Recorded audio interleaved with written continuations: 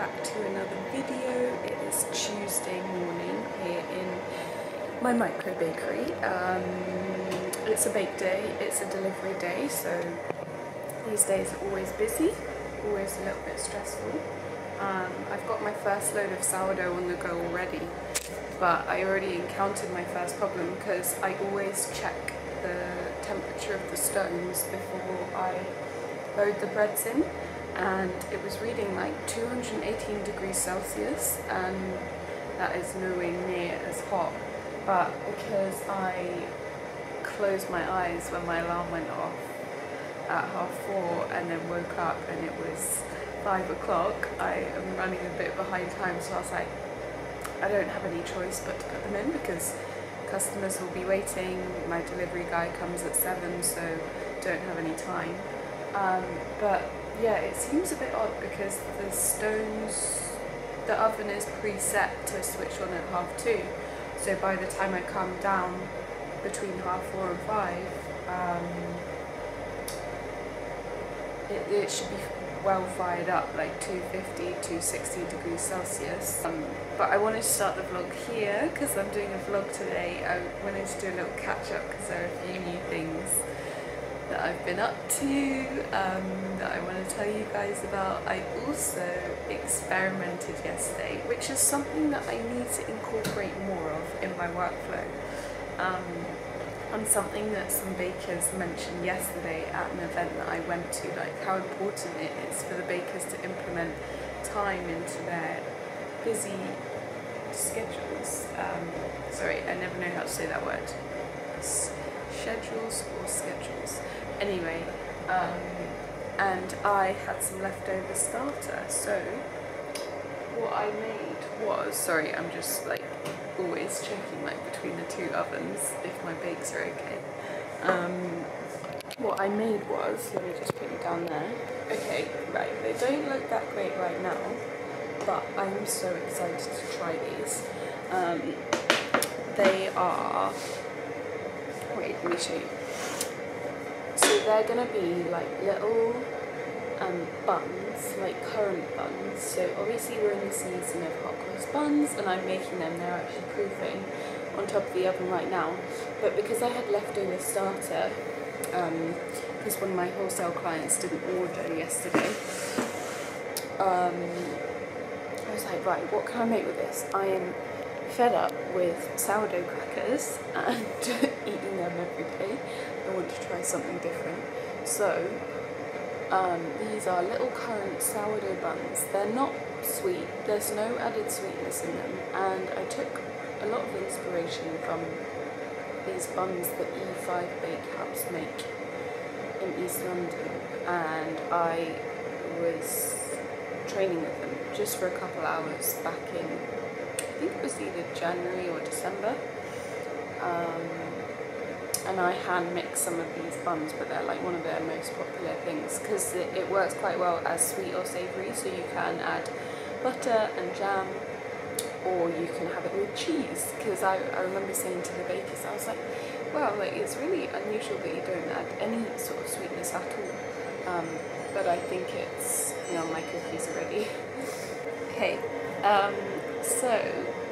so yeah, I was like, it was really unusual that they don't use any like sugar or sweetener in the buns, but it just serves a purpose for sweet or savoury fillings. But yeah, so I'm gonna crack on with my bakes, crack on with packing everything up. I need to make the crosses for my hot cross buns. Anyway, I feel I'm chatting gobbledygook, so I need to have a coffee, and then I will chat to you guys later when it's lovely daylight. So yeah.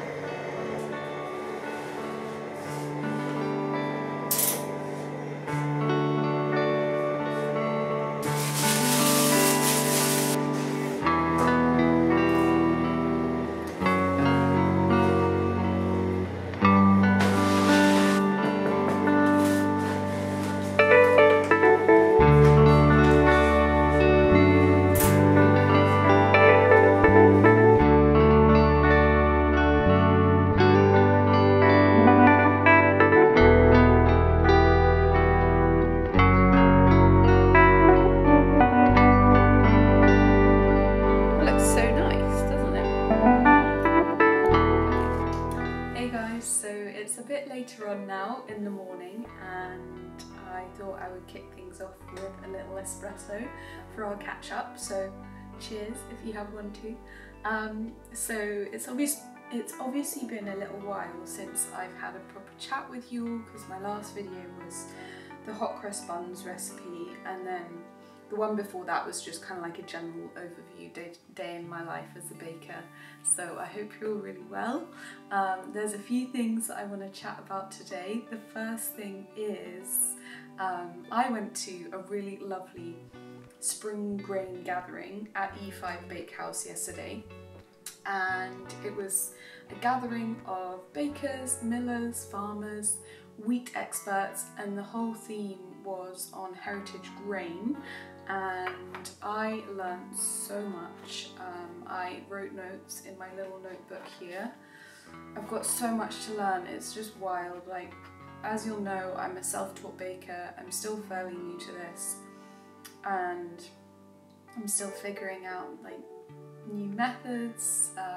Just every time I go to these gatherings, I just feel like I'm scratching the surface of what's possible as a baker, and also just like it really pushes you to be better and to improve in terms of sourcing better quality flour, supporting small local farms, supporting farmers and millers and just smaller businesses in general, because as a small business myself, I know how much it means to have the support of my own customers and local businesses that I work with. So for me, it just feels right to get in touch with and start working with these smaller producers myself, because I feel like that's just the way it should be, and it's all about the relationships that you have with these suppliers, and quite often the product that you get is better quality than something that's,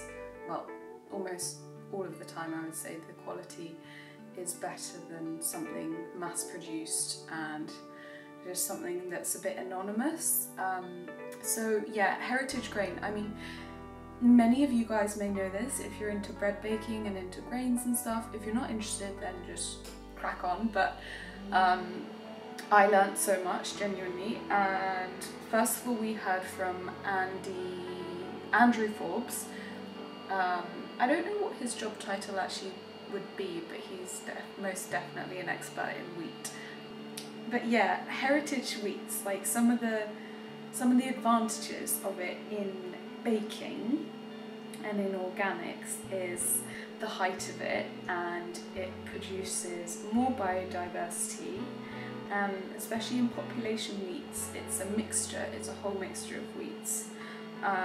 But then disadvantage is there's a high risk of disease, which can spread throughout counties and local communities. Reasons to avoid modern wheat that I learnt yesterday is gliadins, digestibility, poor digestibility, and one of the questions that was asked by Andy was, should we be getting away from tartine style loaves, so Chad Robertson's like light, fluffy, open crumb style loaves, and should we be looking more towards like denser wheats and potentially using the whole grain more, and no pun intended, sifting out all of the white flours, because white flour essentially it creates a lot of wastage as well.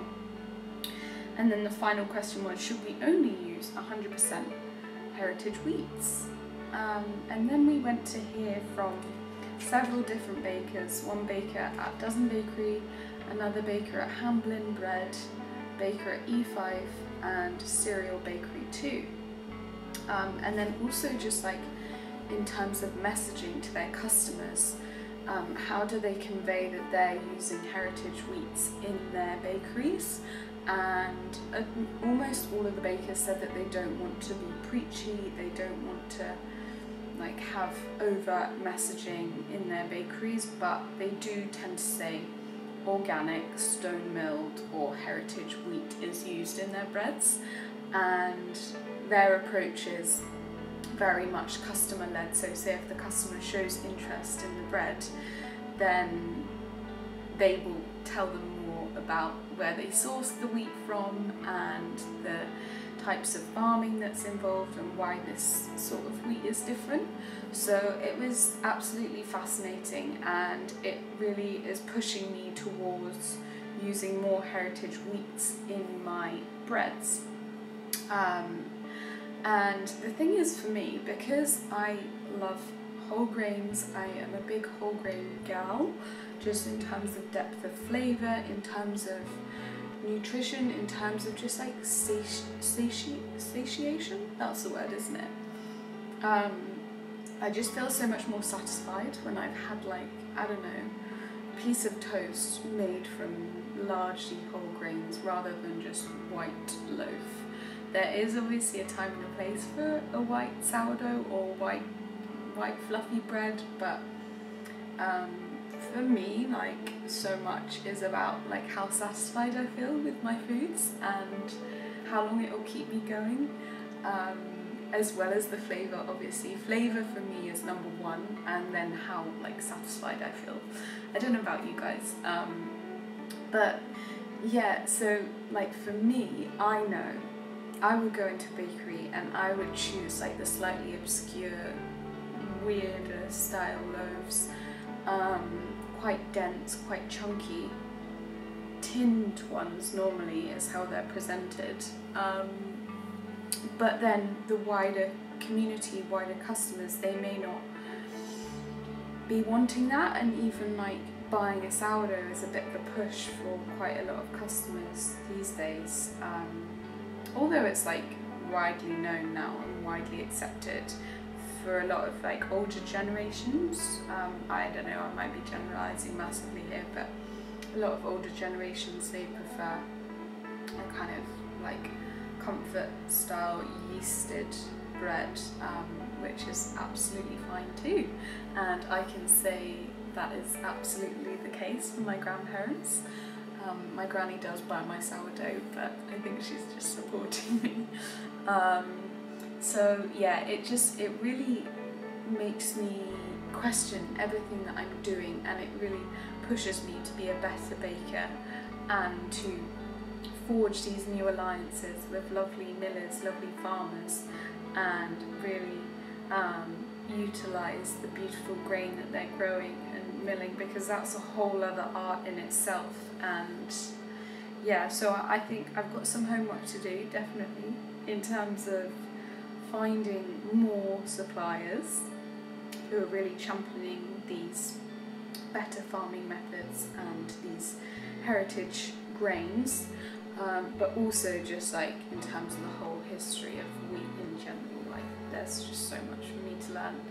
And then also as a baker too, working with these wheats is a whole other challenge in itself, as I heard from the bakers too yesterday. So yeah, so that was a really great thing to do, and also I loved it because it's just like a whole gathering of like-minded people, and a lot of the time running my own business, being a baker, it's quite unsociable hours. I don't have a wild social life right now because I have to go to bed early, so it's always nice to meet new people, to see familiar faces too. So yeah, that was the gathering. I've rambled on for 10 minutes now.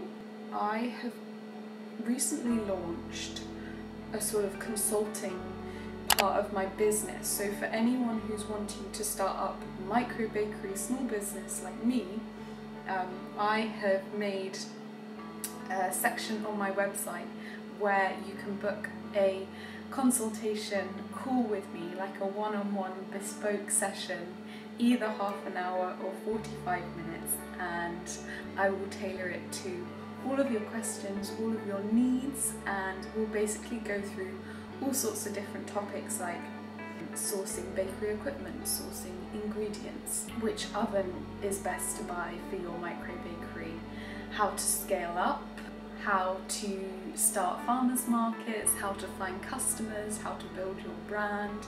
So all of these different categories. And while I'm still working on the ebook, I wanted to offer this because I feel like this is more personal and I can tailor it to every single individual who's interested in starting a micro bakery. So I wanted to open that up to you guys and just let you know that I am offering micro bakery consultations, and yeah, it would be amazing if I could start chatting to you on the other side of the world, or yeah, just help out in any way possible, because I've been doing this now for 2.5, almost 3 years, and I've learned a lot, and I feel I have a lot to share and a lot to help with. So yeah, I mean, you can find out more on my website, lilysloaf.com, and then it's just like the micro bakery consultation section.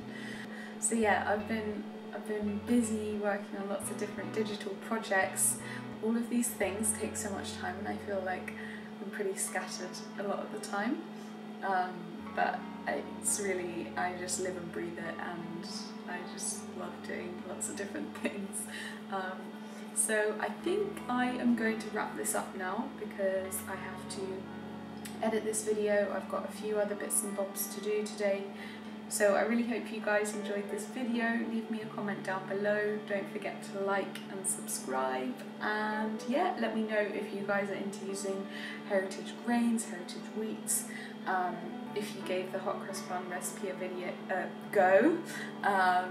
I saw a couple of you had already made them, and that made me so happy.